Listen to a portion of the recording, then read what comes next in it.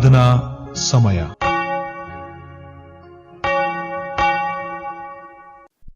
ಪುನರುತ್ಥಿತ ಕ್ರಿಸ್ತನೇ, ನಿನ್ನ ನಾಮಕ್ಕೆ ಅನಂತರಂತ ಸ್ತೋತ್ರವಾಗಲಿ. ನಮ್ಮ ಜೀವಿತದಲ್ಲಿ ಮತ್ತೊಂದು ದಿವಸವನ್ನು ನೀನು ತಾನೇ ಕೊಟ್ಟಿದ್ದಿ, ನಿನಗೆ ಸ್ತೋತ್ರ. ಉತ್ತಮವಾದ ರೀತಿಯಲ್ಲಿ ನಮ್ಮನ್ನು ಇಲ್ಲಿಯ ತನಕ ನಡೆಸ್ಕೊಂಡು ಬಂದಿದ್ದಿ. ನಮ್ಮ ಜೀವಿತದ ಪ್ರತಿಯೊಂದೊಂದು ಹಾದಿಯಲ್ಲಿ ಸ್ವಾಮಿ, ನಾವು ಕೇಳುವುದಕ್ಕಿಂತ ಅಧಿಕವಾಗಿ ಒದಗಿಸಿಕೊಟ್ಟಿದ್ದಿ. ಈ ಸಮಯದಲ್ಲಿ ನಿನ್ನನ್ನು ಆರಾಧನೆ ಮಾಡಲಿಕ್ಕೆ ಬಂದಿರುವಂಥ ನಮ್ಮೆಲ್ಲರನ್ನ ನಿನ್ನ ಹಸ್ತಕ್ಕೆ ಒಪ್ಪಿಸಿಕೊಡುತ್ತೇವೆ. ನಮ್ಮ ದೇಹ, ಆತ್ಮ, ಪ್ರಾಣವನ್ನು ಸಂಪೂರ್ಣವಾಗಿ ನಿನಗೆ ಒಪ್ಪಿಸಿಕೊಟ್ಟು ಅರ್ಥಪೂರ್ಣವಾಗಿ ಈ ಆರಾಧನೆಯನ್ನು ಮಾಡಲಿಕ್ಕಾಗುವ ಹಾಗೆ ನಮಗೆ ಸಹಾಯ ಮಾಡು. ಈ ಆರಾಧನೆಯ ಪ್ರತಿಯೊಂದೊಂದು ಕ್ರಮದಲ್ಲಿ ನಿನ್ನನ್ನು ಇನ್ನೂ ಹೆಚ್ಚಾಗಿ ಅನುಭವಿಸುವಂತಹ ಒಂದು ಅನುಭವಕ್ಕೆ ನಮ್ಮನ್ನು ನಡೆಸು ಸ್ವಾಮಿ. ನಿನ್ನ ಪ್ರಸನ್ನತೆಯಿಂದ, ನಿನ್ನ ಪ್ರಭೆಯಿಂದ ನಮ್ಮನ್ನು ಆವರಿಸಿಕೊಂಡು ನಿನ್ನ ವಾಕ್ಯದ ಮೂಲಕ ನಮ್ಮೊಟ್ಟಿಗೆ ಮಾತನಾಡುತ್ತಾ ಈ ಆರಾಧನೆಯಲ್ಲಿ ನಮ್ಮನ್ನು ಮುನ್ನಡೆಸು. ಆರಾಧನೆಯ ಆದಿಯಿಂದ ಅಂತ್ಯದವರೆಗೂ ನಮ್ಮ ಜೊತೆಗಾರನಾಗಿದ್ದು ನಮ್ಮನ್ನು ನಡೆಸಬೇಕೆಂಬುದಾಗಿ ಕೇಳಿಕೊಳ್ಳುತ್ತಾ ಯೇಸುವಿನ ಹೆಸರಿನಲ್ಲಿ ಪ್ರಾರ್ಥನೆಯನ್ನು ಬೇಡಿ ಹೊಂದಿಕೊಳ್ಳುತ್ತೇವೆ. ಆಮೇನ್. ನಮ್ಮ ಈ ಪರಿಶುದ್ಧವಾದ ಆರಾಧನೆಯನ್ನು ಆರಂಭ ಮಾಡುವ ಹಾಗೆ ಆರಂಭದ ಸಂಗೀತವನ್ನು ಹಾಡಿಕೊಳ್ಳೋಣ.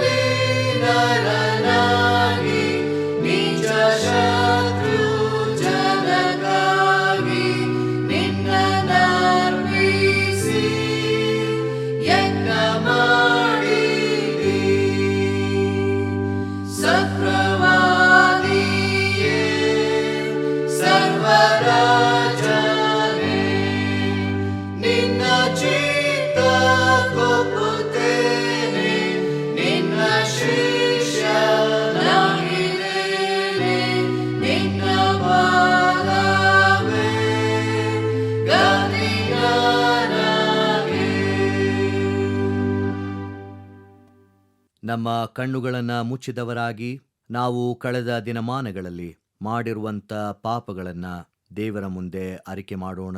ನಮ್ಮಲ್ಲಿ ಪಾಪವಿಲ್ಲವೆಂದು ನಾವು ಹೇಳಿದರೆ ನಮ್ಮನ್ನು ನಾವೇ ಮೋಸಪಡಿಸಿಕೊಳ್ಳುತ್ತೇವೆ ಮತ್ತು ಸತ್ಯವೆಂಬುದು ನಮ್ಮಲ್ಲಿಲ್ಲ. ನಮಗಿರುವ ಮಹಾಯಾಜಕನು ನಮ್ಮ ನಿರ್ಬಲಾವಸ್ಥೆಯನ್ನು ಕುರಿತು ಅನುತಾಪವಿಲ್ಲದವನಲ್ಲ. ಆತನು ಸರ್ವ ವಿಷಯಗಳಲ್ಲಿ ನಮ್ಮ ಹಾಗೆ ಶೋಧನೆಗೆ ಗುರಿಯಾದನು, ಪಾಪ ಮಾತ್ರ ಮಾಡಲಿಲ್ಲ. ನಾವು ಮೌನವಾಗಿದ್ದು ನಮ್ಮನ್ನು ಪರೀಕ್ಷಿಸಿಕೊಳ್ಳೋಣ. ಸರ್ವಶಕ್ತನಾದ ದೇವರಿಗೆ ನಮ್ಮ ಪಾಪಗಳನ್ನು ವಿನಯದೊಡನೆ ಅರಿಕೆ ಮಾಡೋಣ. ಸರ್ವಶಕ್ತನಾದ ಅತಿ ಕನಿಕರವುಳ್ಳ ದೇವರೇ, ನಾವು ತಪ್ಪಿಸಿಕೊಂಡ ಕುರಿಗಳಂತೆ ನಿನ್ನ ಮಾರ್ಗವನ್ನು ಬಿಟ್ಟು ತಿರುಗಾಡಿದ್ದೇವೆ. ಹೆಚ್ಚಾಗಿ ನಮ್ಮ ಇಷ್ಟಾನುಸಾರವೇ ನಡೆದಿದ್ದೇವೆ. ನಿನ್ನ ಪವಿತ್ರ ಆಜ್ಞೆಗಳನ್ನು ಮೀರಿದ್ದೇವೆ. ಮಾಡತಕ್ಕದನ್ನು ಮಾಡದೆ ಮಾಡಬಾರದನ್ನು ಮಾಡಿದ್ದೇವೆ. ನಮ್ಮಲ್ಲಿ ಯಾವ ಸ್ವಸ್ಥತೆಯೂ ಇಲ್ಲ. ನೀನಾದರೂ ಕರ್ತನೇ, ನೀಚ ಪಾಪಿಗಳಾದ ನಮ್ಮನ್ನು ಕರುಣಿಸು. ನಮ್ಮ ತಪ್ಪುಗಳನ್ನು ಅರಿಕೆ ಮಾಡುವವರಿಗೆ ಕೃಪೆ ತೋರಿಸು. ನಮ್ಮ ಕರ್ತನಾದ ಕ್ರಿಸ್ತ ಯೇಸುವಿನಲ್ಲಿ ನೀನು ಮನುಷ್ಯರಿಗೆ ಮಾಡಿರುವ ವಾಗ್ದಾನಗಳ ಮೇರೆಗೆ ಪಶ್ಚಾತ್ತಾಪ ಪಡುವವರನ್ನು ಉದ್ಧರಿಸು. ಬಹು ಕನಿಕರವುಳ್ಳ ದೇವರೇ, ನಿನ್ನ ಪವಿತ್ರ ನಾಮಕ್ಕೆ ಮಹಿಮೆ ಉಂಟಾಗುವಂತೆ ನಾವು ಇನ್ನು ಮೇಲೆ ದೇವಭಕ್ತಿಯೂ ನೀತಿಯೂ ಸ್ವಸ್ಥಚಿತ್ತವೂ ಉಳ್ಳವರಾಗಿ ಜೀವಿಸುವ ಹಾಗೆ ಆತನ ನಿಮಿತ್ತ ಸಹಾಯ ದಯಪಾಲಿಸು. ಆಮೆನ್. ನಮ್ಮ ಪಾಪಗಳನ್ನು ಒಪ್ಪಿಕೊಂಡಂತ ನಾವು ನಮ್ಮ ದೇವರಿಂದ ಸಿಗುವಂಥ ಪಾಪ ಕ್ಷಮೆಯನ್ನು ಹೊಂದಿಕೊಳ್ಳೋಣ. ಸರ್ವಶಕ್ತನಾದ ಮಹಾಕರುಣೆಯುಳ್ಳ ಕರ್ತನು ನಮ್ಮ ಪಾಪಗಳನ್ನೆಲ್ಲ ಕ್ಷಮಿಸಿ ಪರಿಹರಿಸಿ ಬಾಳನ್ನು ತಿದ್ದುಕೊಳ್ಳುವುದಕ್ಕೆ ಸಮಯವನ್ನು ಪವಿತ್ರಾತ್ಮನಿಂದ ಆಗುವ ಸುಪ್ರೇರಣೆಯನ್ನು ಆದರಣೆಯನ್ನು ನಮಗೆ ದಯಪಾಲಿಸಲಿ. ಆಮೇನ್. ದೇವರನ್ನ ಸ್ತುತಿಸುವ ಹಾಗೆ ಸಂಕೀರ್ತನೆಯನ್ನ ಹಾಡಿಕೊಳ್ಳೋಣ.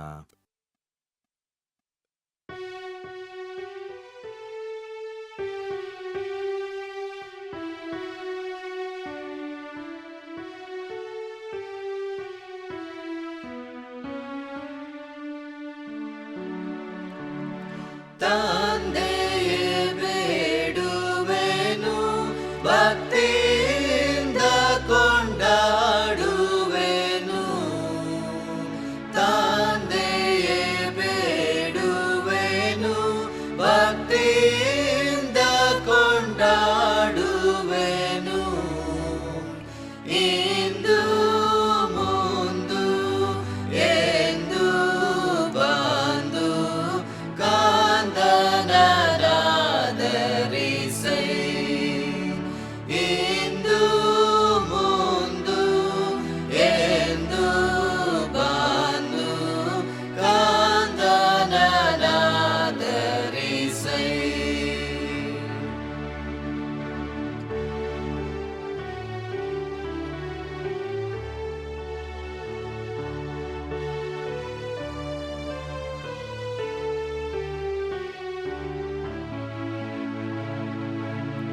ಧರಣಿಯ ಪಯಣದೋಳು ನಡೆಸು ಪರಲೋಕ ಮಾರ್ಗದೋಳು.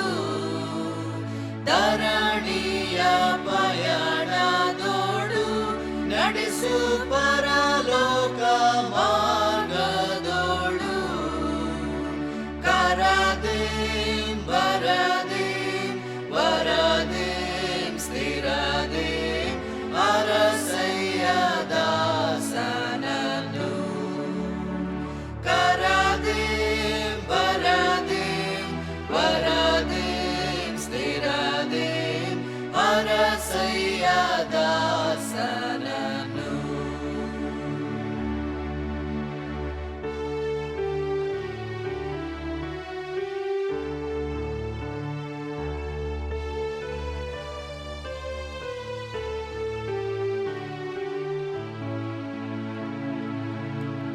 ಜಾಡಿಸು ಪಾಪವನು, ಹೋಗಲಾಡಿಸು ಶಾಪವನು. ಜಾಡಿಸು ಪಾಪವನು, ಹೋಗಲಾಡಿಸು ಶಾಪವನು.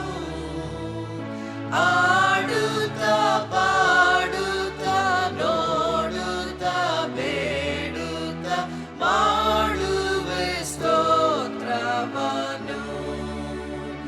ಆಡುತ್ತಾ ಪಾಡುತ್ತಾ ನೋಡುತ್ತಾ ಬೇಡುತ್ತಾ ಮಾಡುವೆ ಸ್ತೋತ್ರವನು.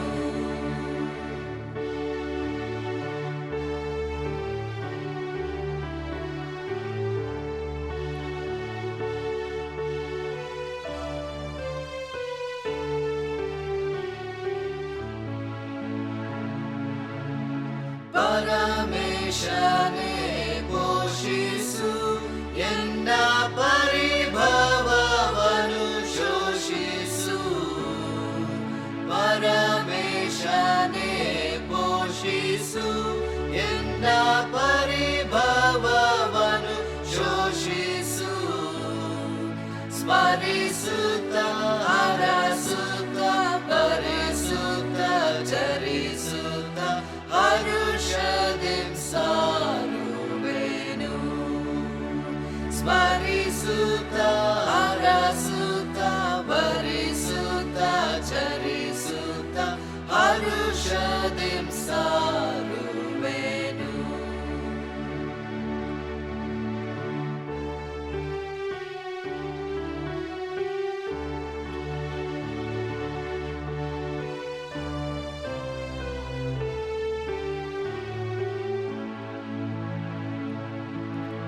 ದೀನನ ಭಿನ್ನಹಾವಂ ಕೇಳೈ ನೀನೆನ್ನ ವಂದನೆಯ.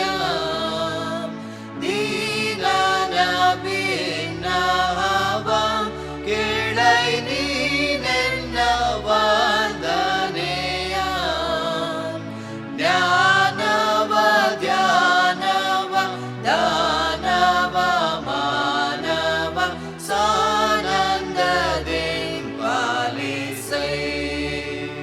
ಜ್ಞಾನವ ಧ್ಯಾನವ ದಾನವ ಮಾನವ ಸಾನಂದದಿಂ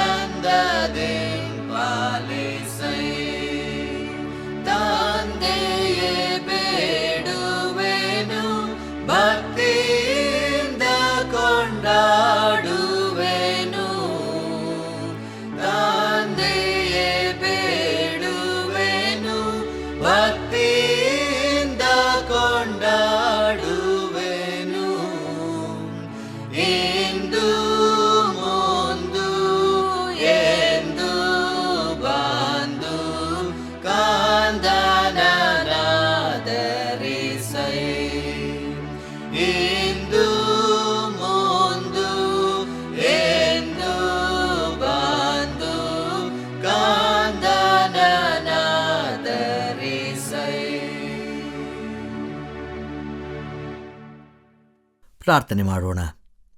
ಪುನರುತ್ಥಿತ ಕ್ರಿಸ್ತನೇ, ನಮ್ಮ ಕೂಡ ಮಾತಾಡು. ನಿನ್ನ ವಾಕ್ಯವನ್ನು ಅರ್ಥಪಡಿಸು. ನಮ್ಮ ಕಿವಿಗಳನ್ನು ತೆರೆ, ನಮ್ಮ ಹೃದಯವನ್ನು ಮೃದು ಮಾಡು. ಆಮೇನ್. ಪುನರುತ್ಥಾನವನ್ನು ಕಂಡು ಮುಂದಿನ ಭಾನುವಾರದಲ್ಲಿ ನಾವಿದ್ದೇವೆ. ಈ ದಿನಕ್ಕೆ ನಮಗೆ ಕೊಟ್ಟಿರುವಂತಹ ಒಂದು ವಿಷಯ ಬಹಳ ಆಶ್ಚರ್ಯವನ್ನು ಹಾಗೂ ನಮ್ಮಲ್ಲಿ ದೃಢವಾದಂಥ ನಂಬಿಕೆಯನ್ನು ತುಂಬುವಂಥ ಒಂದು ವಿಷಯ. My lord and my god, ನನ್ನ ಸ್ವಾಮಿ, ನನ್ನ ದೇವರು. ಯೆಶಾಯನ ಪ್ರವಾದನ ಗ್ರಂಥ 45ನೇ ಅಧ್ಯಾಯ 21ರಿಂದ 25 ವಚನಗಳು, ಫಿಲಿಪ್ಪಿ ಪತ್ರಿಕೆ 2ನೇ ಅಧ್ಯಾಯ 5ರಿಂದ 11 ವಚನಗಳು, ಯೋಹಾನನ ಸುವಾರ್ತೆ 20ನೇ ಅಧ್ಯಾಯ 24ರಿಂದ 29ನೇ ವಚನಗಳು. ಈಗಾಗಲೇ ಪುನರುತ್ಥಾನ ಜರುಗಿ ಹೋಗಿದೆ. ನಮ್ಮ ದೈನಂದಿನ ಜೀವಿತದಲ್ಲಿ ನಂಬಿಕೆ ಈಗ ಕಾರ್ಯ ಮಾಡಬೇಕಾಗಿದೆ. ಇಲ್ಲಿ ಪುನರುತ್ಥಾನದ ಆಚರಣೆಯಲ್ಲಿ ಅನೇಕ ರೀತಿಯಾದಂಥ ಪ್ರಶ್ನೆಗಳು, ಸಂಶಯಗಳು ಹಾಗೂ ನೈಜತೆ ನಮಗೆ ಕಂಡು ಬರ್ತದೆ. ಪುನರುತ್ಥಾನ ಆದ ನಂತರ ಮೊದಲನೆಯ ಭಾನುವಾರದಲ್ಲಿ ನಾವಿದ್ದೇವೆ. ಇಲ್ಲಿ ಸಾಕ್ಷಿಯುಳ್ಳಂತಹ ಹೇಳಿಕೆ ನನ್ನ ಸ್ವಾಮಿ, ನನ್ನ ದೇವರು. ಇದು ದಿದೂಮನೆಂಬ ತೋಮನ ಮಾತುಗಳಾಗಿದೆ. ಇದೊಂದು ಥಿಯರಿ ಅಲ್ಲ, ಇದೊಂದು ಸ್ಲೋಗನ್ ಅಲ್ಲ, ಬದಲಾಗಿ ಆ ಒಂದು ಸ್ಟ್ರಗಲ್ಲಿಂದ ಬಂದಂತಹ ಒಂದು ಕನ್ಫೆಷನ್, ಅರಿಕೆ ಆಗಿರುವಂಥದ್ದನ್ನು ನಾವು ನೋಡ್ತೇವೆ. ಯೆಶಾಯನ ಪ್ರವಾದನ ಗ್ರಂಥ ದೇವರ ಒಂದು ಪ್ರತ್ಯೇಕತೆಯನ್ನು ನಮಗೆ ತೋರಿಸುವುದೇ ಆದರೆ, ಫಿಲಿಪ್ಪಿ ಪತ್ರಿಕೆ ಕ್ರಿಸ್ತನು ಹೇಗೆ ಉನ್ನತನಾಗಿದ್ದಾನೆ ಎಂಬುದಾಗಿ ತೋರಿಸ್ತದೆ. ಅದೇ ರೀತಿಯಲ್ಲಿ ಯೋಹಾನನ ಸುವಾರ್ತೆ ನಿಜವಾಗಿಯೂ ನಮ್ಮಲ್ಲಿರುವಂಥ ಸಂಶಯ ಹೇಗೆ ಅರಿಕೆಯಾಗಿ ಬದಲಾಗ್ತದೆ ಅನ್ನುವಂಥದ್ದನ್ನು ತೋರಿಸಿಕೊಡುವಂಥದ್ದಾಗಿರ್ತದೆ. ಮೈ ಲಾರ್ಡ್ ಮೈ ಗಾಡ್, ನನ್ನ ಸ್ವಾಮಿ, ನನ್ನ ದೇವರು ಎಂಬುದಾಗಿ ಹೇಳುವಾಗ ಈ ಯೆಶಾಯನ ಪ್ರವಾದನ ಗ್ರಂಥದಲ್ಲಿ 45ನೇ ಅಧ್ಯಾಯದಲ್ಲಿ ದೇವರು ಘೋಷಿಸುತ್ತಿದ್ದಾನೆ. ಅದರಲ್ಲಿಯೂ ನಾವು 21ನೇ ವಚನದಿಂದ ಓದಿಕೊಂಡು ಬರಬೇಕಾದ್ರೆ, ಯೆಹೋವನೆಂಬ ನಾನಲ್ಲವೇ, ನಾನು ಹೊರತು ಇನ್ನು ಯಾವ ದೇವರು ಇಲ್ಲ, ನನ್ನ ವಿನಃ ಸತ್ಯ ಸ್ವರೂಪನೂ ರಕ್ಷಕನೂ ಆದ ದೇವರು ಇಲ್ಲವೇ ಇಲ್ಲ. He is introducing to us once again. ಎಲ್ಲೋ ಒಂದೆಡೆ ಇಸ್ರಾಯೇಲ್ಯರು ದೇವರನ್ನು, ನಿಜವಾದಂತಹ ದೇವರನ್ನು ಮರೆತು ಹೋಗಿದ್ದಾರಾ? ಅದರಲ್ಲೂ ಆ 21ನೇ ವಾಕ್ಯ ತುಂಬ ಚೆನ್ನಾಗಿದೆ. ಈ ಸಂಗತಿಯನ್ನು ಪ್ರಕಟಿಸಿದವರು ಯಾರು? ನಿಮ್ಮ ದೇವರುಗಳು ತಮ್ಮ ತಮ್ಮೊಳಗೆ ಆಲೋಚಿಸಿಕೊಳ್ಳಲಿ, ನಿಮ್ಮ ದೇವರುಗಳು ತಮ್ಮ ತಮ್ಮೊಳಗೆ ಆಲೋಚಿಸಿಕೊಳ್ಳಲಿ ಎಂಬುದಾಗಿ ಹೇಳುವಾಗ ಅಲ್ಲಿರುವಂಥ ಜನರು ಬೇರೆ ಬೇರೆ ರೀತಿಯಾದಂಥ ವ್ಯವಸ್ಥೆಗೆ ತಮ್ಮನ್ನು ಒಳಪಡಿಸಿಕೊಂಡು ನಿಜವಾದಂತಹ ದೇವರನ್ನು ಮರೆತು ಹೋಗಿದ್ದಾರೆ. ಯೆಶಾಯನ ಮೂಲಕ ದೇವರು ಅವರಿಗೆ ಮತ್ತೊಮ್ಮೆ ಜ್ಞಾಪಿಸುತ್ತಿದ್ದಾನೆ, ನಾನೇ ನಿಮ್ಮನ್ನ ಕಾಪಾಡಿದ್ದು ಕಣ್ರಿ, ನಾನೇ ನಿಮ್ಮನ್ನ ಸರಿಯಾದ ರೀತಿಯಲ್ಲಿ ನಡೆಸ್ಕೊಂಡು ಬಂದಂಥದ್ದು, ನಾನೇ ನಿಮ್ಮನ್ನ ಪುನಃ ಕಾಪಾಡಲಿಕ್ಕೆ ಸಾಧ್ಯ. ಅದರಲ್ಲಿಯೂ 23, 24, 25ನೇ ವಾಕ್ಯ ಓದಬೇಕಾದ್ರೆ, ನಾನೇ ದೇವರು, ಇನ್ಯಾರಿಲ್ಲ ನಿಮಗೆ, ಎಲ್ಲರೂ ನನಗೆ ಅಡ್ಡ ಬೀಳುವರು, ಎಲ್ಲರೂ ನನ್ನನ್ನು ದೇವರೆಂದು ಪ್ರತಿಜ್ಞೆ ಮಾಡುವರು ಎಂಬ ನುಡಿ ನನ್ನ ಸತ್ಯದ ಬಾಯಿಂದ ಹೊರಟಿದೆ, ಅದನ್ನು ಹಿಂತೆಗೆಯನು, ನನ್ನ ಮೇಲೆ ಆಣೆ ಇಟ್ಟಿದ್ದೇನೆ. ಎಂತಹ ಪ್ರತ್ಯೇಕತೆ ನೋಡಿ! ನಮ್ಮನ್ನು ದೇವರು ಹೇಗೆ ಕಾಪಾಡಿದ್ದಾನೆ? ನಮ್ಮ ಲಾಯಲ್ಟಿ ಇಲ್ಲಿ ಚೇಂಜ್ ಆಗಿದೆಯಾ ಅನ್ನುವಂಥ ಪ್ರಶ್ನೆ ಈ ಪ್ರವಾದಿಯ ಮೂಲಕ ನಮಗೆ ಕೇಳಸಿಗ್ತಾ ಇದೆ. ಜೊತೆಗೆ ಇಲ್ಲಿ ಬಂದಂತಹ ಈ ಅರಿಕೆ ಮಾತಿದೆಯಲ್ಲ, ನಾನೇ ಯೆಹೋವನು, ನಾನಲ್ಲದೆ ಬೇರೆ ದೇವರು ಇರಬಾರದು. ಒಂದು ರೀತಿಯಲ್ಲಿ ಹೊಸ ಒಡಂಬಡಿಕೆಯಲ್ಲಿ ನನ್ನ ಸ್ವಾಮಿ, ನನ್ನ ದೇವರು ಅನ್ನುವಂತಹ ಆ ಹೇಳಿಕೆಗೆ ಎಲ್ಲೋ ಒಂದೆಡೆ ಒಂದು ಸ್ಟೇಜನ್ನು ಸೆಟ್ ಮಾಡೋ ರೀತಿಯಲ್ಲಿ ಇದೆ. ಈ ನಂಬಿಕೆ ಅನ್ನುವಂಥದ್ದು ನಿಜವಾಗಿಯೂ ಗುರುತಿಸುವುದರಿಂದ ಬರುವಂತಹ ಅಂಶವಾಗಿದೆ. ನಾವು ಫಿಲಿಪ್ಪಿ ಪತ್ರಿಕೆ 2ನೇ ಅಧ್ಯಾಯ 5ರಿಂದ 11 ವಚನಗಳನ್ನು ನಾವು ಓದಿಕೊಳ್ಳಬೇಕಾದರೆ, ಇದು ಒಂದು ಈ ಆದಿಸಭೆಯ ಕಾಲದಲ್ಲಿ ಇದ್ದಂತಹ ಒಂದು ಸಂಗೀತ ಎಂಬುದಾಗಿ ಹೇಳಬಹುದು. ಇಲ್ಲಿ ಯೇಸುಸ್ವಾಮಿ ಹೇಗೆ ತನ್ನನ್ನು ಬರಿದು ಮಾಡಿಕೊಳ್ಳುತ್ತಾನೆ, ಹೇಗೆ ದಾಸನ ರೂಪವನ್ನು ತಾಳುತ್ತಾನೆ, ಹೇಗೆ ಶಿಲುಬೆಯ ಮರಣವನ್ನು ಹೊಂದುವ ಮಟ್ಟಿಗೆ ತನ್ನನ್ನು ವಿಧೇಯನಾಗಿ ಮಾಡಿಕೊಳ್ಳುತ್ತಾನೆ. ಆ ಕಾರಣದಿಂದ ಏನಾಗತ್ತಂತೆ, ದೇವರು ಆತನನ್ನು ಅಂದರೆ ಯೇಸುಸ್ವಾಮಿಯನ್ನು ಅತ್ಯುನ್ನತ ಸ್ಥಾನಕ್ಕೆ ಏರಿಸಿ ಎಲ್ಲ ಹೆಸರುಗಳಿಗಿಂತ ಮೈ ಲಾರ್ಡ್ ಮೈ ಗಾಡ್, ನನ್ನ ಸ್ವಾಮಿ ನನ್ನ ದೇವರು. ಶ್ರೇಷ್ಠವಾದಂಥ ಹೆಸರನ್ನು ಆತನಿಗೆ ದಯಪಾಲಿಸಿದ್ದಾನೆ. ಆದುದರಿಂದ ಸ್ವರ್ಗ, ಮರ್ತ್ಯ, ಪಾತಾಳಗಳಲ್ಲಿರುವವರೆಲ್ಲರೂ ಯೇಸುವಿನ ಹೆಸರಿನಲ್ಲಿ ಅಡ್ಡ ಬಿದ್ದು ಯೇಸು ಕ್ರಿಸ್ತನನ್ನು ಒಡೆಯನೆಂದು ಪ್ರತಿಜ್ಞೆ ಮಾಡಿ ತಂದೆಯಾದ ದೇವರಿಗೆ ಘನವನ್ನು ಸಲ್ಲಿಸುವರು. ಈ ಎಲ್ಲ ವಾಕ್ಯಗಳನ್ನು ನೋಡುವಾಗ ನಾವು ಹಳೆ ಒಡಂಬಡಿಕೆಯಲ್ಲಿ ಹೇಗೆ ಯೆಶಾಯ ಪ್ರವಾದಿಯ ಮೂಲಕ ದೇವರು ನುಡಿದಿದ್ದಾನೆ, ಅದೇ ರೀತಿಯಾದಂಥ ಅಂಶಗಳು ಇಲ್ಲೂ ಸಹ ಅಡಕವಾಗಿರುವಂಥದ್ದನ್ನು ನಾವು ಕಾಣ್ತೇವೆ. ಯಾವಾಗ ನನ್ನ ಸ್ವಾಮಿ ನನ್ನ ದೇವರು ಎಂಬುದಾಗಿ ಹೇಳ್ತೇವೋ ಅಲ್ಲಿ ದೇವರ ಅಧಿಕಾರಕ್ಕೆ ನಮ್ಮನ್ನು ಒಳಗೆ ಪಡಿಸಿಕೊಳ್ಳುವಂಥದ್ದನ್ನು ಗುರುತಿಸುವಂಥವರಾಗಿರ್ತೇವೆ. ಹೇಗೆ ದೇವರು ದೇವರಾಗಿದ್ದರೂ, ದೇವರ ಸರಿಸಮಾನನಾಗಿದ್ದರೂ, ದೇವರಿಗೆ ಸರಿಸಮಾನನಾಗಿರುವುದೆಂಬ ಅಮೂಲ್ಯ ಪದವಿಯನ್ನು ಬಿಡಲೊಲ್ಲೇನು ಎಂದು ಎಣಿಸದೆ ತನ್ನನ್ನು ಬರಿದು ಮಾಡಿಕೊಂಡನು, ಆ ತಗ್ಗಿಸಿಕೊಳ್ಳುವಂಥದ್ದನ್ನು ನಾವು ನೋಡ್ತೇವೆ. ಅಷ್ಟು ಮಾತ್ರವೇ ಅಲ್ಲ, ಇದರ ಮೂಲಕ ಹೇಗೆ ನಮ್ಮನ್ನ ಕಾಪಾಡ್ದ ಅದು ಸಹ ನಮಗೆ ಇಲ್ಲಿ ಗೋಚರವಾಗ್ತದೆ. ಇಲ್ಲಿ ತೋಮನು ನನ್ನ ಸ್ವಾಮಿ ನನ್ನ ದೇವರು ಎಂಬುದಾಗಿ ಹೇಳುವಾಗ it was not a magic word. ಇಲ್ಲಿ ಆ್ಯಕ್ಚುಲಿ ಅವನ ಪ್ರಾಬ್ಲಮ್ ಏನಕ್ಕೆ ಗೊತ್ತಾ? ಯೇಸುಸ್ವಾಮಿ ಹೇಗೋ ಆ 12 ಶಿಷ್ಯರಿಗೆ ತಾನು ಕಾಣಿಸ್ಕೊಳ್ತಾನೆ. ಆ ಸಮಯದಲ್ಲಿ ತೋಮನ್ ಇರಲಿಲ್ಲ. ಆದ್ದರಿಂದ ಉಳಿದ ಶಿಷ್ಯರು ಏನು ಮಾಡ್ತಾರೆ, ನಾವು ಸ್ವಾಮಿಯನ್ನು ನೋಡಿದ್ವಿ, ನಾವು ಆತನ ಕೈಗಳಲ್ಲಿ ಮೊಳೆಗಳಿಂದಾದಂಥ ಗಾಯವನ್ನು ನೋಡಿ ಆ ಮೊಳೆಯ ಗಾಯದಲ್ಲಿ ನಮ್ಮ ಬೆರಳನ್ನು ಇಟ್ಟು ಆತನ ಪಕ್ಕೆಯಲ್ಲಿ ನನ್ನ ಕೈಯನ್ನು ಅಲ್ಲಿ ಯೇಸುಸ್ವಾಮಿ 12 ಜನ ಶಿಷ್ಯರಿಗೆ ಕಾಣಿಸ್ಕೊಳ್ತಾನೆ. ಯಾವಾಗ ಬೇರೆಯವರು ಎಲ್ಲರೂ ನಾವು ಸ್ವಾಮಿಯನ್ನು ನೋಡಿದ್ದೇವೆ ಎಂಬುದಾಗಿ ಬೋಸ್ಟ್ ಮಾಡ್ತಾರಲ್ಲ, ಆ ಸಮಯದಲ್ಲಿ ಪಾಪ ತೋಮನಿಗೆ ಇರುವಂತಹ ಆ ಒಂದು ಸಂಶಯವನ್ನು ನೇರವಾಗಿ ಹೇಳುತ್ತಾನೆ. ನಮ್ಮೆಲ್ಲರಿಗೂ ಸಂಶಯ ಇರುತ್ತೆ, ಆಯಿತಾ, ಆದರೆ ಅನೇಕ ಬಾರಿ ಅದನ್ನು ಹೊರಗಡೆ ಹಾಕೋದಕ್ಕೆ ಹೋಗೋದಿಲ್ಲ. ಈ ತೋಮನು ಅದನ್ನು ಹೊರಗಾಕುವಾಗ ನಮ್ಮ ವೈಯಕ್ತಿಕ ಜೀವಿತಗಳನ್ನು ಆತನು ಪ್ರತಿನಿಧಿಸ್ತಾ ಇದ್ದಾನೆ. Unless I C I will not believe. ನಾನು ನೋಡದ ಹೊರತು, ಗಾಯವನ್ನು ಮುಟ್ಟದ ಹೊರತು, ಪಕ್ಕೆಯಲ್ಲಿ ನನ್ನ ಕೈಯನ್ನು ಹಾಕದ ಹೊರತು ನಿಮ್ಮ ಮಾತನ್ನು ನಂಬುವುದಿಲ್ಲ. Look at the real struggle. ಈ ರಿಯಲ್ ಸ್ಟ್ರಗಲ್ ಮಧ್ಯದಲ್ಲಿ ಬರುವಂಥದ್ದು ಆ ಅರಿಕೆ. ನಾವು ಅನೇಕ ಬಾರಿ ತೋಮನನ್ನು ಡೌಟಿಂಗ್ ಥಾಮಸ್ ಅಂತ ಕರಿತೇವೆ ಅಲ್ವಾ? ಎಷ್ಟು ಡೌಟ್ ಅಲ್ಲ, ಎಷ್ಟು ಸಂಶಯವಲ್ಲ. ಅದೇ ರೀತಿಯಾದಂಥ ಆ ಸಂಶಯ ನಮ್ಮ ಜೀವಿತದಲ್ಲೂ ಸಹ ಅನೇಕ ಬಾರಿ ಕೆಲಸ ಮಾಡಿದೆ ಅನ್ನುವಂಥದ್ದನ್ನು ಮರ್ತು ಬಿಡ್ತೇವೆ. ಆತನು ತನ್ನ ಸಮುದಾಯವನ್ನು ಬಿಟ್ಟು ಹೋಗಲಿಲ್ಲ, ಆದರೆ ನಿಷ್ಠೆಯುಳ್ಳವನಾಗಿ ತನಗಿರುವಂತಹ ಆ ಒಂದು ಶ್ರಮೆಯನ್ನು ಆತನು ವಾಯ್ಸ್ ಔಟ್ ಮಾಡ್ತಾನೆ, ಹೇಳ್ತಾನೆ, ನಿಜವಾಗಿಯೂ ಹೇಳ್ತಾನೆ. ಬೇರೆಯವರೆಲ್ಲ ಅದನ್ನು ಮುಚ್ಚಿಟ್ಟಿರ್ಬೋದು, ಆದರೆ ಇವನು he will confess it, open ಆಗಿ ಹೇಳ್ತಾನೆ.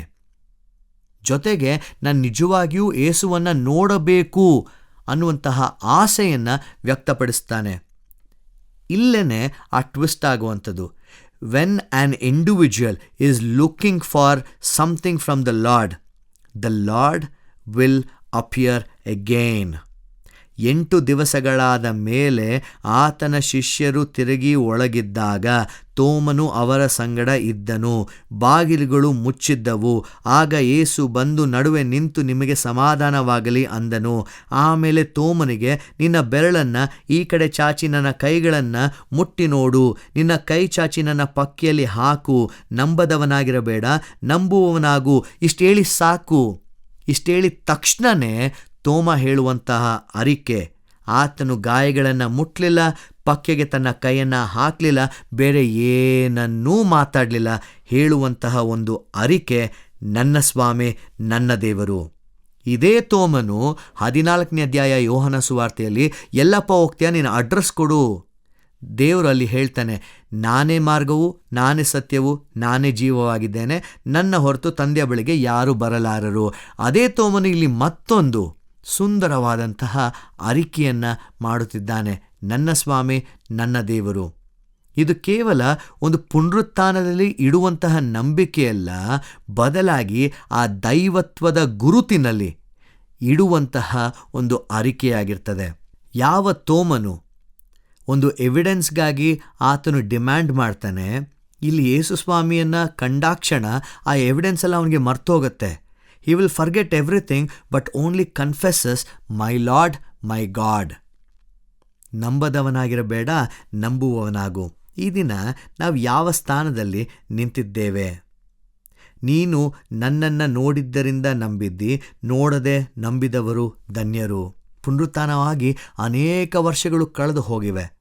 ಅದಾದ ನಂತರವೂ ಈ ದಿನದಲ್ಲಿ ಈ ವಾಕ್ಯ ಭಾಗಗಳು ನಮ್ಮ ಮಧ್ಯದಲ್ಲಿ ಮಾತನಾಡ್ತದೆ ಎಂಬುದಾಗಿ ಹೇಳುವಾಗ, ನೋಡದೆ ಇರುವಂಥ ನಾವು ನಿಜವಾಗಿಯೂ ನಂಬಿದ್ದೇವಾ, ಅಥವಾ ದೇವರಿಂದ ಹೊಳತನ್ನು ಕಾಣಬೇಕು ಅನ್ನುವಂಥ ಕಾರಣದಿಂದ ಮಾತ್ರವೇ ದೇವರನ್ನು ನಂಬ್ತಾ ಇದ್ದೇವಾ, ಅಥವಾ ನನ್ನ ಪೋಷಕರು ಈ ನಂಬಿಕೆಯಲ್ಲಿ ನನ್ನ ಬೆಳೆಸಿದ್ದಾರೆ ಅದಕ್ಕಾಗಿಯೇ ನಾನು ನಂಬ್ತಾ ಇದ್ದೇನಾ?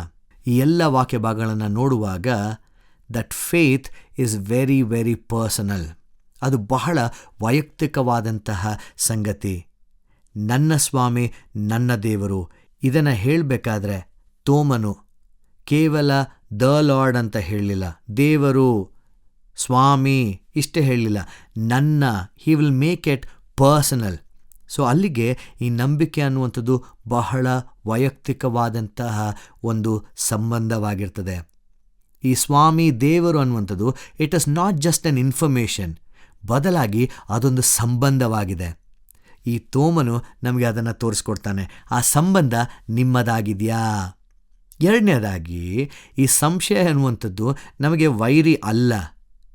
ನಿಷ್ಠೆಯುಳ್ಳಂಥ ಪ್ರಶ್ನೆಗಳು ಕ್ರಿಸ್ತನೆಡೆಗೆ ಅವನನ್ನು ಕರೆತರ್ತದೆ, ಅವನಿಗೆ ಒಂದು ಆಳವಾದಂತಹ ಅರ್ಥವನ್ನು ಕೊಡ್ತದೆ. ಜೊತೆಗೆ ಎಷ್ಟು ನಿಷ್ಠೆಯುಳ್ಳವರಾಗಿ ನಾವು ದೇವರನ್ನು ಎದುರು ನೋಡುತ್ತೇವೋ, ದೇವರು ಖಂಡಿತವಾಗಿ ನಮಗೆ ಕಾಣಿಸಿಕೊಳ್ಳುತ್ತಾನೆ.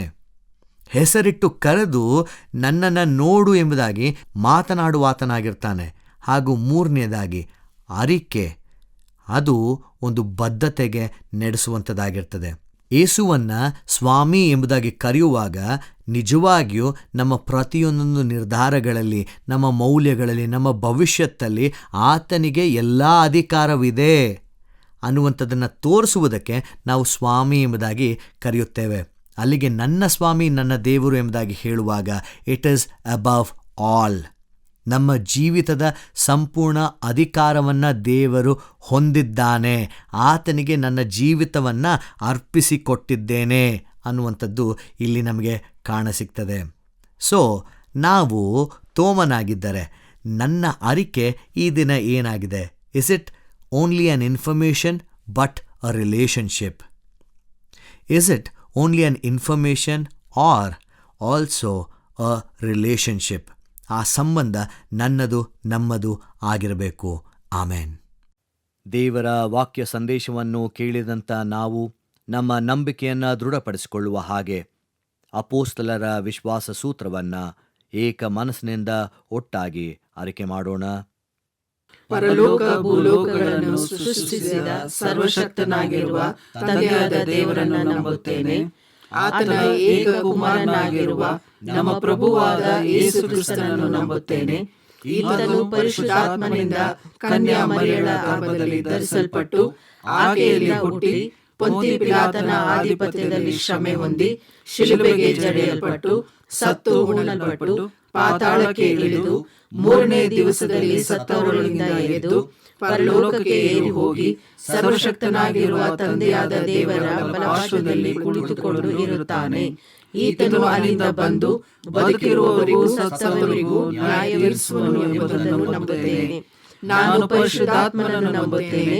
ಒಂದೇ ಪರಿಶುದ್ಧ ಕ್ರೈಸ್ತ ಸಭೆಯು, ಭಕ್ತರ ಅನ್ಯೋನ್ಯತೆಯು, ಪಾಪದ ಪರಿಹಾರವು, ದೇಹದ ಪುನರುತ್ಥಾನವು, ನಿತ್ಯ ಜೀವವು ಉಂಟೆಂಬುದನ್ನು ನಂಬುತ್ತೇನೆ.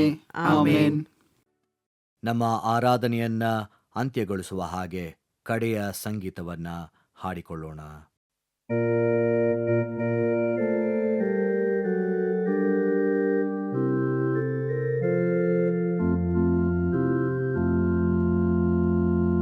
ಸ್ತೋತ್ರ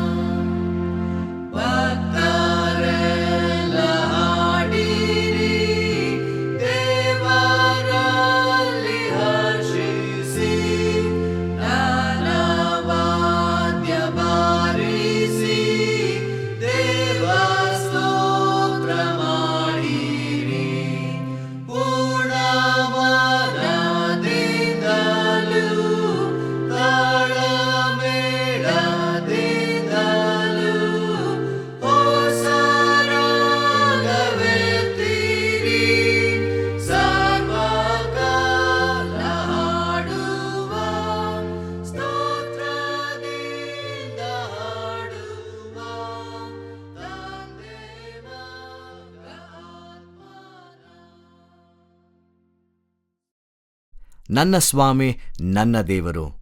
ಇದು ಕೇವಲ ಒಂದು ಸಾಲಲ್ಲ ಸ್ವಾಮಿ. ತೋಮನ ನಂಬಿಕೆಯ ಘೋಷಣೆ ಇದಾಗಿತ್ತು. ನಿನ್ನನ್ನ ಮತ್ತೊಮ್ಮೆ ದೇವರೆಂಬುದಾಗಿ, ಕ್ರಿಸ್ತನೆಂಬುದಾಗಿ, ಸ್ವಾಮಿ ಎಂಬುದಾಗಿ ಅಂಗೀಕಾರ ಮಾಡುವಂತಹ ಕೂಗಾಗಿತ್ತು.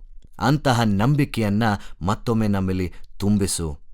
ಈ ವಾಕ್ಯಗಳು ಈ ದಿನ ನಮ್ಮೊಟ್ಟಿಗೆ ಮಾತನಾಡಿದೆ. ಹೇಗೆ ನೀನು ನಿನ್ನನ್ನು ಸಂಪೂರ್ಣವಾಗಿ ತಗ್ಗಿಸಿಕೊಂಡು ಎಲ್ಲ ಲೋಕಗಳಲ್ಲಿ ಉನ್ನತವಾಗಿರುವಂತಹ ನಾಮವನ್ನು ಪಡೆದುಕೊಂಡು ಆ ನಾಮವನ್ನು ನಾವು ಸ್ವಾಮಿ ನಂಬುವಾಗ ನಮ್ಮಲ್ಲಿರುವಂಥ ಎಲ್ಲ ರೀತಿಯಂಥ ಸಂಶಯ, ಭಯ ಇದೆಲ್ಲವೂ ಬಿಟ್ಟು ಹೋಗಿ ನಿನ್ನಲ್ಲಿ ನಂಬಿಕೆ ಇಡುವಂತಹ ಧೈರ್ಯವನ್ನು ಈ ಆರಾಧನೆ ನಮಗೆ ತುಂಬಿಸಿಕೊಟ್ಟಿದೆ. ಅದಕ್ಕಾಗಿ ನಿನಗೆ ಸ್ತೋತ್ರ. ಈ ಆರಾಧನೆಯನ್ನು ಮುಗಿಸಿದ ನಂತರ ನಾವು ಸಮಾಜಗಳಿಗೆ ಹೋಗುವಾಗ ನಮ್ಮಲ್ಲಿ ಸಂಶಯಗಳಿದ್ದಾಗ್ಯೂ, ಭಯಗಳಿದ್ದಾಗ್ಯೂ, ಅನಿಶ್ಚಿತತೆ ಇದ್ದಾಗ್ಯೂ ಸಹ ನಮ್ಮ ಜೊತೆಗೆ ನಿಂತು ನನ್ನ ಸ್ವಾಮಿಯಾಗಿ, ನಮ್ಮ ದೇವರಾಗಿ ನಮ್ಮ ಜೀವಿತದ ಹಾದಿಯಲ್ಲಿ ಮುನ್ನಡೆಸಿಕೊಡಬೇಕೆಂಬುದಾಗಿ ಕೇಳಿಕೊಳ್ಳುತ್ತಾ ಯೇಸುವಿನ ಹೆಸರಿನಲ್ಲಿ ಪ್ರಾರ್ಥನೆಯನ್ನು ಬೇಡಿ ಹೊಂದಿಕೊಳ್ಳುತ್ತೇವೆ. ಆಮೇನ್. ಕರ್ತನು ತಾನೇ ಕಲಿಸಿಕೊಟ್ಟ ಪ್ರಾರ್ಥನೆಯನ್ನು ನಾವು ಏಕ ಮನಸ್ಸಿನಿಂದ ಅರಿಕೆ ಮಾಡೋಣ. ಪರಲೋಕದಲ್ಲಿರುವ ನಮ್ಮ ತಂದೆಯೇ, ನಿನ್ನ ನಾಮವು ಪರಿಶುದ್ಧವೆಂದು ಎಣಿಸಲ್ಪಡಲಿ. ನಿನ್ನ ರಾಜ್ಯವು ಬರಲಿ. ನಿನ್ನ ಚಿತ್ತವು ಪರಲೋಕದಲ್ಲಿ ನೆರವೇರುವ ಪ್ರಕಾರ ಭೂಲೋಕದಲ್ಲಿಯೂ ನೆರವೇರಲಿ. ನಮ್ಮ ಅನುದಿನದ ಆಹಾರವನ್ನು ಈ ಹೊತ್ತು ದಯಪಾಲಿಸು. ನಮಗೆ ತಪ್ಪು ಮಾಡಿದವರನ್ನು ನಾವು ಕ್ಷಮಿಸಿದಂತೆ ನಮ್ಮ ತಪ್ಪುಗಳನ್ನು ಕ್ಷಮಿಸು. ನಮ್ಮನ್ನು ಶೋಧನೆಯೊಳಗೆ ಸೇರಿಸದೆ ಕೇಡಿನಿಂದ ನಮ್ಮನ್ನು ತಪ್ಪಿಸು. ರಾಜ್ಯವು, ಬಲವು, ಮಹಿಮೆಯು ಸದಾಕಾಲ ನಿನ್ನವೇ. ಆಮೇನ್. ನಂಬಿಕೆಯಿಂದ ದೇವರ ಆಶೀರ್ವಾದವನ್ನ ಹೊಂದಿಕೊಳ್ಳೋಣ. ನಮ್ಮನ್ನು ಸದಾ ಕಾಪಾಡುವಂತಹ ಯೇಸು ಕ್ರಿಸ್ತನ ಕೃಪೆ, ನಮ್ಮ ಮೇಲೆ ಅತಿಯಾದ ಪ್ರೀತಿಯನ್ನ ಇಡುತ್ತಾ ಈಗಲೂ ಸಹ ನಮ್ಮೊಟ್ಟಿಗೆ ಸಂಧಾನ ಮಾಡಿಕೊಳ್ಳಬೇಕೆಂದು ಅವಕಾಶವನ್ನು ನೀಡುತ್ತಿರುವಂತಹ ತಂದೆಯಾದ ದೇವರ ಪ್ರೀತಿ, ನಮ್ಮ ಜೊತೆಗೆ ಯಾವಾಗಲೂ ಇದ್ದು ಮುನ್ನಡೆಸುತ್ತಿರುವಂತಹ ಪವಿತ್ರಾತ್ಮನಾದ ದೇವರ ಅನ್ಯೋನ್ಯತೆ ಸಹಾಯವು ಈಗಲೂ ಯಾವಾಗಲೂ ನಮ್ಮ ಜೊತೆಗಿರಲಿ. ಆಮೇನ್.